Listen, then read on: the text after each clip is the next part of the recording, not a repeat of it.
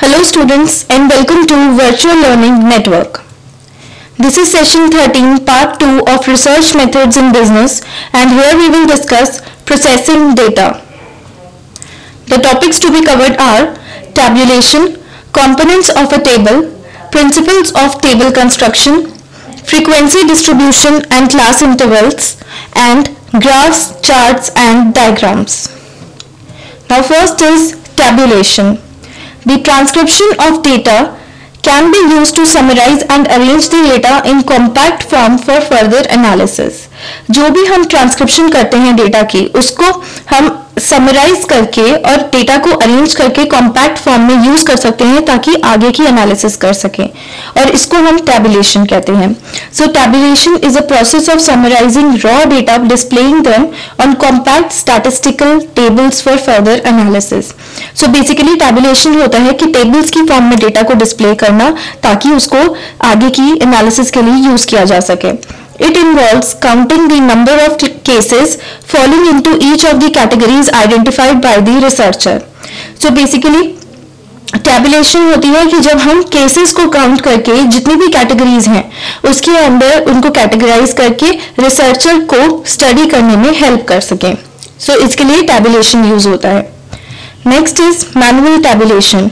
When data are transcribed in a classified form as per the planned scheme of classification, category-wise totals can be extracted from the respective columns of the worksheets.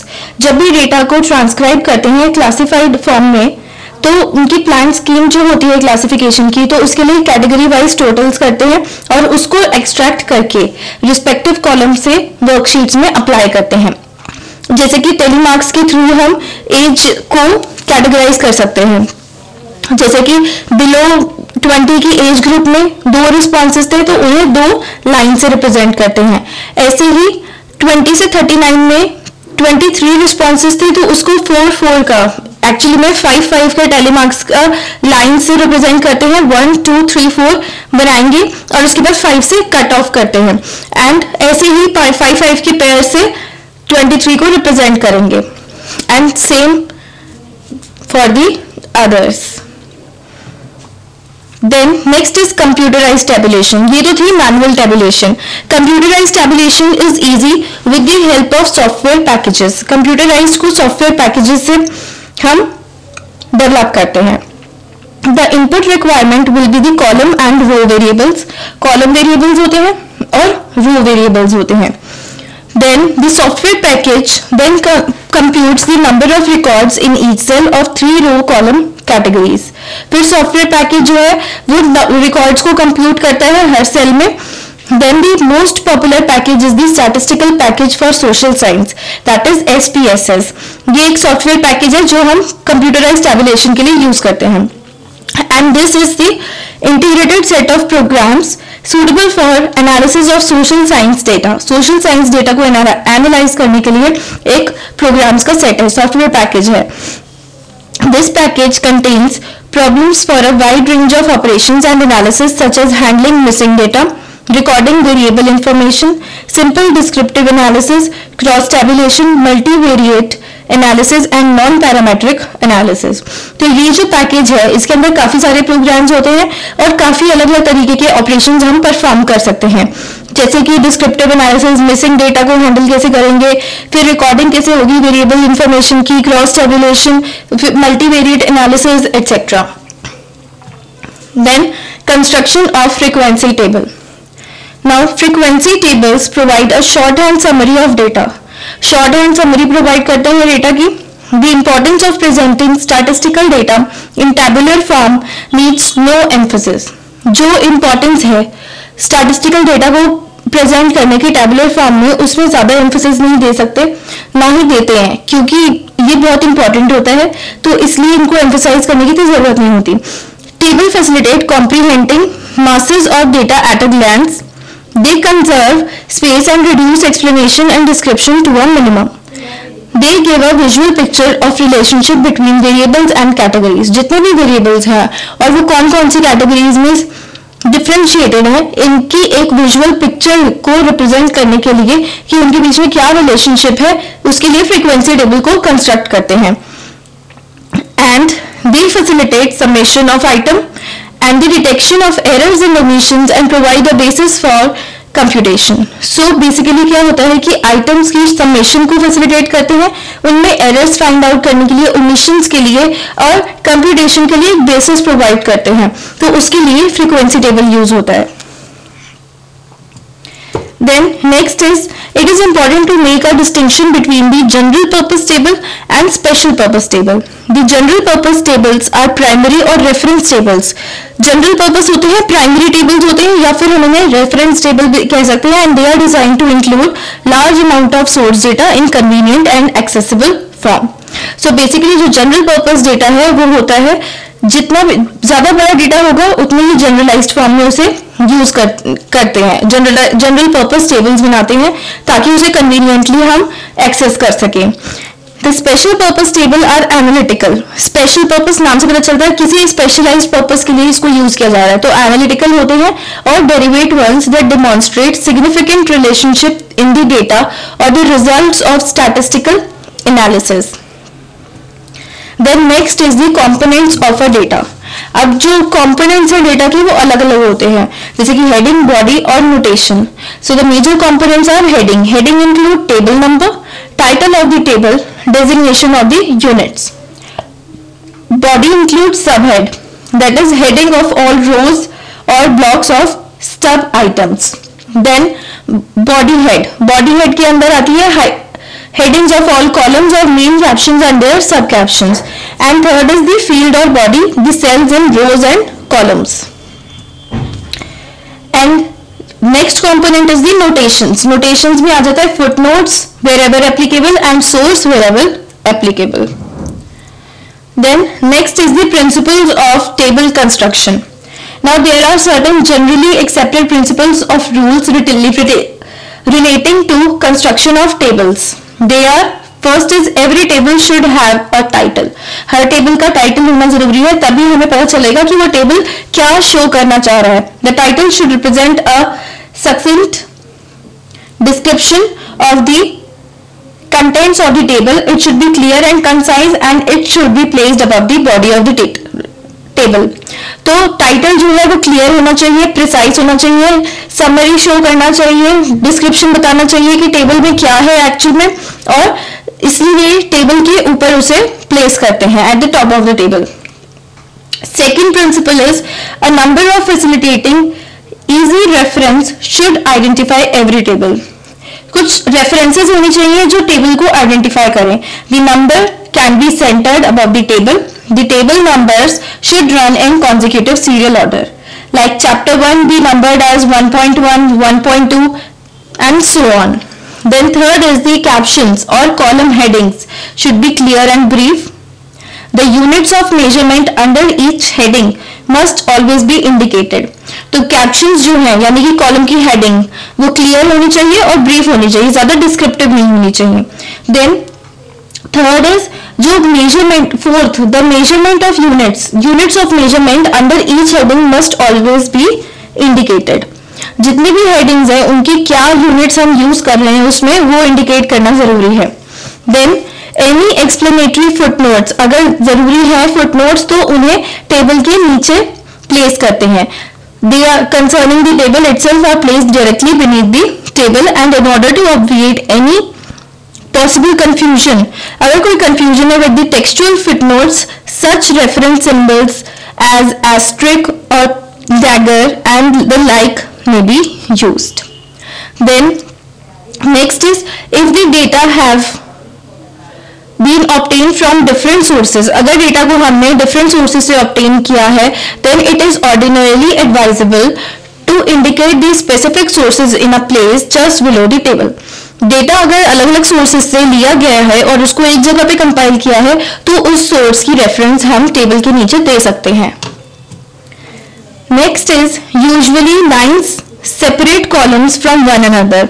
Lines columns को separate करती हैं and lines are always drawn at the top and bottom of the table and below the captions.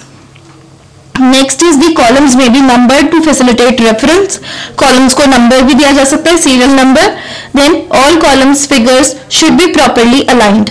जितने भी columns हैं उनकी figures को properly align करना जरूरी है ताकि वो इरेगुलर फॉर्मेट में ना लगे. Decimal points and plus minus signs should be in perfect alignment. Then columns and rows that are to be compared with one another should be brought close together. जो भी columns और rows को हमें एक दूसरे से compare करना है वो एक साथ रखी जानी चाहिए, तभी उसको easily understand किया जा सकता है, समझा जा सकता है. Then totals of rows should be placed at the extreme right column and totals of columns at the bottom. जितनी भी rows के columns हैं वो extreme right में होते हैं और columns के जो totals हैं उन्हें बॉटम पे रखते हैं. Then in order to emphasize the relative significance of certain categories, different kinds of type spacing and identifications can be used. The arrangement of the categories in a table may be chronological, geographical, alphabetical, or according to magnitude. Numerical categories are usually arranged in descending order of magnitude. तो जो arrangement है categories की table में वो chronological यानी कि time के order से हो सकती है, ज्योग्राफिकल एरिया के हिसाब से हो सकती है, अल्फाबेटिकल हो सकती है या मैग्नीट्यूड के अकॉर्डिंग कैसे भी हम प्लेस कर सकते हैं, लेकिन they should be filtered properly. Then miscellaneous and exceptions items are generally placed in the last row of the table. जो भी miscellaneous है या exceptions होती हैं जो unique होती हैं और किसी से भी relate नहीं करती उन्हें हमेशा last में रखा जाता है. Usually the larger number of items is listed vertically. जो larger number of items हैं उन्हें vertically list किया जाता है. This means that a table's length is more than its width. Then abbreviations should be avoided whenever possible and ditto marks should not be used in a table. Ditto marks कभी भी use नहीं करते हैं, abbreviations को भी avoid करना चाहिए. Then the table should be made as logical, clear, accurate and simple as possible. Now next is frequency distribution and class intervals. Now variables that are classified according to magnitude or size are often arranged in the form of a frequency table. जो भी variables हम magnitude या size के according classify करते हैं उन्हें frequency table में show करते हैं. And in constructing this table it is necessary to determine the number of class intervals कि कितने क्लास इंटरवल्स हम यूज करने वाले हैं और क्लास इंटरवल्स का क्या साइज होगा ये डिटरमाइन करना जरूरी है. A distinction is usually made between continuous and discrete variables. Continuous variable has an unlimited number of possible values between the lowest and highest with no gaps or breaks.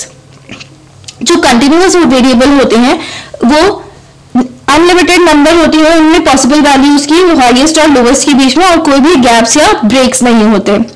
Examples of continuous can be age, weight, temperature, etc. And discrete variable can have a series of specified values with no possibility of values between these points. Discrete होते हैं जिसमें specified values की एक series होती है और कोई भी इसके बीच में कोई point fall नहीं करते. Each value of a discrete variable is distinct and separate. For example, discrete variables are gender of person like male, female, occupation, salary, business, profession and car size like 800cc, 1000cc and 1200cc. तो ये discrete variables होते हैं क्योंकि इनमें कोई भी बीच की value लाई नहीं करती, या तो बिल्कुल यही केस होगा, येस होगा या फिर नो होगा, इसके अलावा कोई और केस नहीं हो सकता. Next is frequency distribution and class intervals. में क्लास इंटरवल्स है one way table and two way tables. Now first is class intervals. Ordinarily, the number of class intervals may not be less than 5, not more than 15. Class intervals 5 से कम नहीं होने चाहिए और 15 से ज्यादा नहीं होने चाहिए. 5 से कम होंगे तो उनमें कंपैरिजन इतनी एक्यूरेटली नहीं हो सकता और 15 से ज्यादा होंगे तो बहुत ज्यादा बड़ा डेटा हो जाएगा वो. It depends on the nature of the data and the number of cases being studied. And after noting the highest and lowest values and the feature of the data, the number of intervals can be easily determined. Highest और lowest values को note करने के बाद उसके features को देखने के बाद नंबर ऑफ क्लास इंटरवल्स को हम आइडेंटिफाई करते हैं. Next is one way tables. One way frequency table present the distribution of cases on only a single dimension और वेरिएबल. जो वन वे फ्रीक्वेंसी टेबल्स होते हैं वो डिस्ट्रीब्यूशन प्रेजेंट करते हैं सिंगल डायमेंशन पे, जैसे कि नाम से पता चल रहा है वन वे मतलब सिंगल डायमेंशन। जैसे कि हमें टेबल में नजर आ रहा है, इसमें एक ही डायमेंशन है एक्सटेंट ऑफ पार्टिसिपेशन, उसके बेसिस पे ऑर्डिनरी कमिटी को हमने डिफरेंशिएट किया है। One way tables are rarely used since the result of frequency distribution can be described in simple sentences. The cells represent particular combination of both variables, and for instance the gender distribution of sample study may be described as the sample data represents 58% by males and 42% of the sample are females. So ये जो है distribution ये one way table है। Next is two-way table. Now here distribution in terms of two or more variables and the relationship between the two variables are shown in two-way table. तो दो variables के बीच में जो relationship होती है वो two-way table में show की जाती है। The category of one variable are presented one below the other. On the left margin of the table, those of another variable at the upper part of the table, one by the side of another. जैसे कि economic status में लो, medium, high, very high में, और democratic participation में लो, medium, high और उसका total.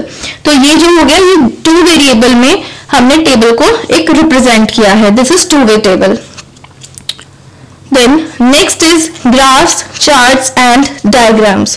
Now usefulness of graphical representation. Graphs को हम यूज करते हैं रिप्रेजेंट करने के लिए कुछ भी हमारा जो डेटा है उसे ग्राफिकल फॉर्मेट में, डायग्राम्स की फॉर्म में, स्ट्रक्चर्स की फॉर्म में, ताकि उसको इजीली अंडरस्टैंड किया जा समझा जा सके।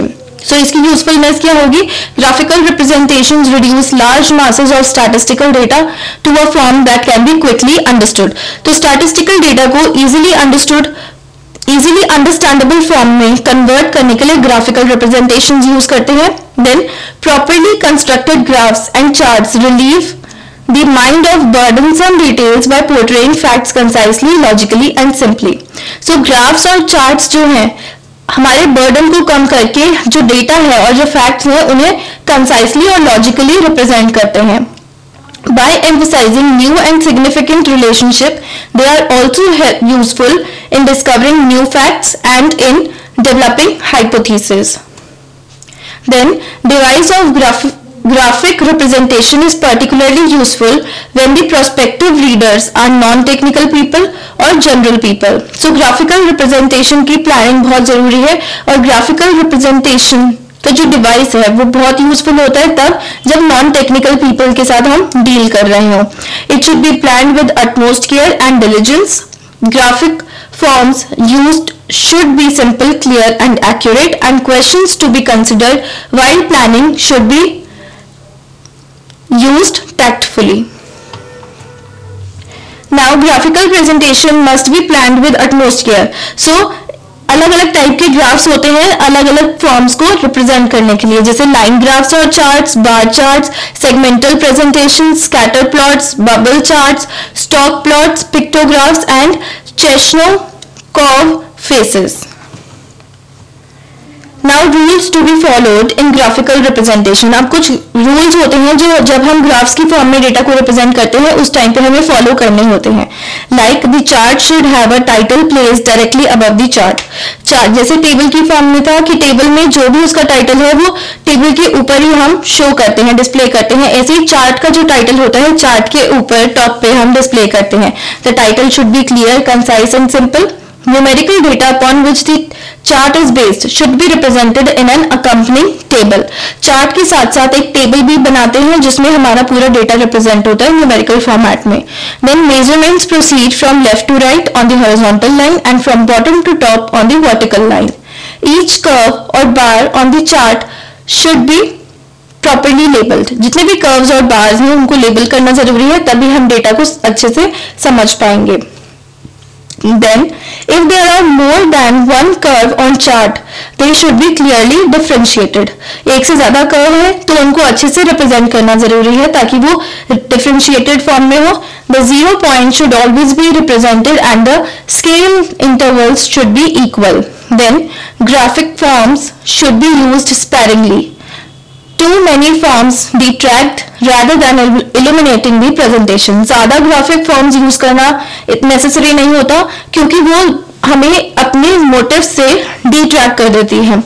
Then graphic forms should follow and not precede the related textual discussion. जो graphic forms हैं जो हम follow कर रहे हैं वो textual discussion से ज़्यादा नहीं होनी चाहिए. Now here are some questions for you. What are the components of a table? And second is, what are the principles of table construction? That's all for this session. Thank you and have a nice day.